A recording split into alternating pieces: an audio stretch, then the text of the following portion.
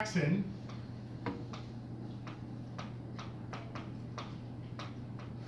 and I promise you Andrew Jackson is going to be a factor on this test. If he's not writing, he's definitely at least 3 or 4 of the multiple choice questions.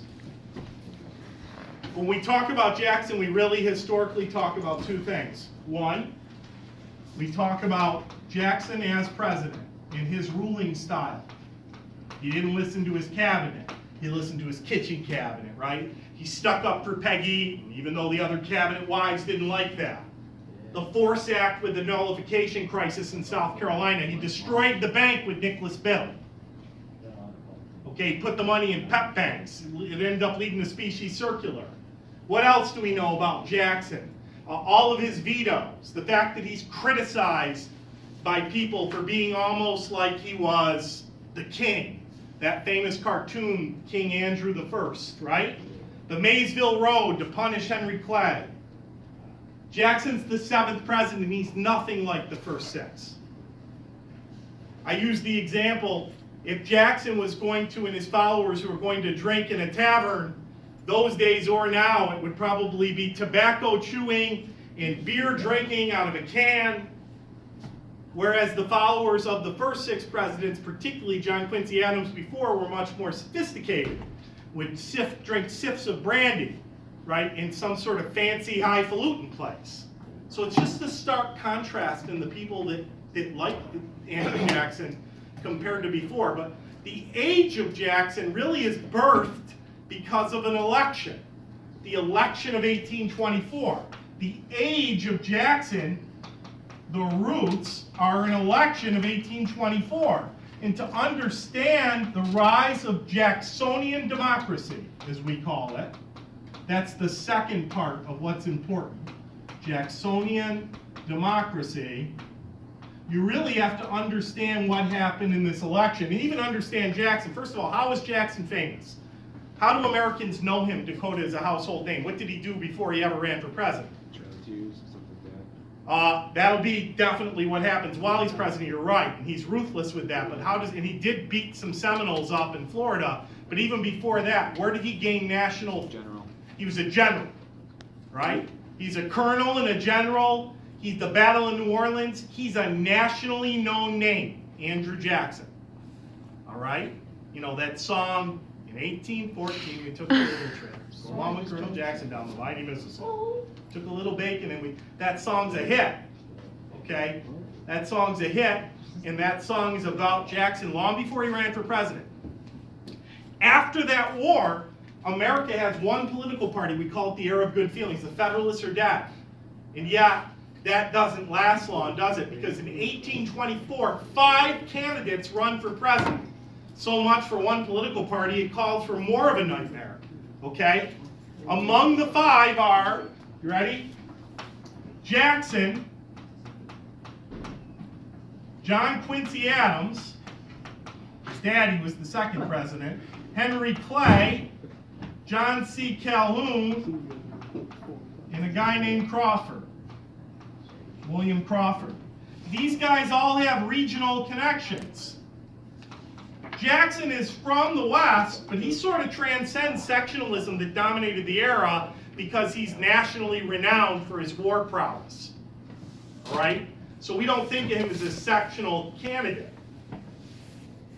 Who gets the most popular votes? Who gets the most popular votes? Jackson. Who gets the most electoral votes of the 5? Jackson. Who gets the White House? Adams. Why? Because by rule, how many electoral votes do you need to secure the White House? 170. Well, now, but to then, the exact is 1 more than half. Did Jackson have 1 more than half? No. He had a double-figure lead on Adams, but he didn't have 1 more than half. By rule, who then picks the president according to the Constitution? Say it loudly. House of Reps, excellent. The House of Representatives happens to have a guy named Henry Clay that's got a lot of clout, a lot of influence, a lot of power, and Clay tells his supporters, not Jackson, no, Adams. In return, Clay becomes Adams' best cabinet position, Secretary of State. Adams steals the presidency, which in the short term is a real great thing for Adams and Clay. But in the long term, it changes the scope of American politics forever. Why? Because the corrupt bargain.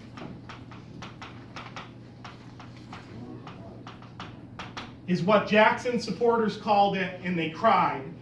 And they believed strongly that this was a big screwing, for a lack of a better term, and it was.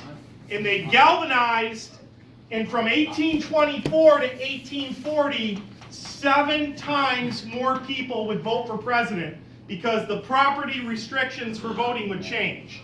So democracy changes forever because Jackson attracts what we call the common man, the ordinary man. And Jackson's followers will start the modern Democrat Party. He is the first Democrat. When he gets elected in the revenge election of 1828, a lot of people call it the Revolution of 1828. Jackson represents the people. The politicians of the past represented a bunch of rich, sophisticated dudes smoking cigars. And essentially, this leads to big changes in democracy. You ready for them? Political parties are established in the regular thing, 2-party system. Nominating conventions pick the candidates instead of just people in a backroom deal. So people have more of a say. What else changes? Jackson kicks all the people working in the federal jobs out of office. That rotation of office is known as the spoils system. What else changes? We have big parades and cookouts and barbecues to promote candidates. So the whole way that we promote candidates in campaigning changes. What else changes? Some third parties rise up because more people are involved in the process. But really the biggest thing that changes is the 700% increase in the people voting. Now women still can't vote, African Americans can't vote, but we're trending in the right direction, right? American democracy is growing. If not slowly, it's growing. It's not anymore just a game for property owners that are wealthy, but now poorer people are having their stake into the process. Any questions? Okay, I'm not going to write down the last parts. Listen, the last 2 stars are easy. The journals of the Civil War and Reconstruction should be fresh in your mind.